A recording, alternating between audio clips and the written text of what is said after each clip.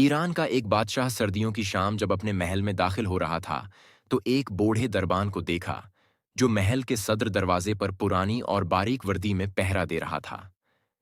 بادشاہ نے اس کے قریب اپنی سواری کو رکوایا اور اس ضعیف دربان سے پوچھنے لگا، سردی نہیں لگ رہی؟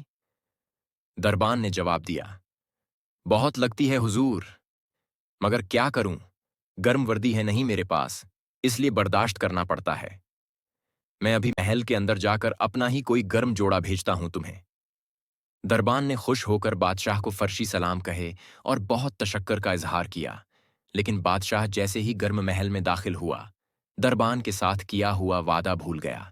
صبح دروازے پر اس بوڑھے دربان کی اکڑی ہوئی لاش ملی اور قریب ہی مٹی پر اس کی یخ بستہ انگلیوں سے لکھی گئی، یہ تحریر بھی، بادشاہ سلامت، میں کئی سالوں سے سردیوں میں اسی نازک وردی میں دربانی کر رہا تھا، مگر کل رات آپ کے گرم لباس کے وعدے نے میری جان نکال دی۔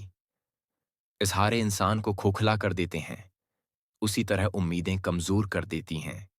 اپنی طاقت کے بل بوتے پر جینا شروع کیجیے، خدا را سہاروں کی بساکھیاں پھینک کر اپنی طاقت آزمائیں اور اللہ پر یقین رکھ کر کوشش کرتے رہیں، وہ کبھی نہ امیں اور ناکام نہیں چھوڑے گا۔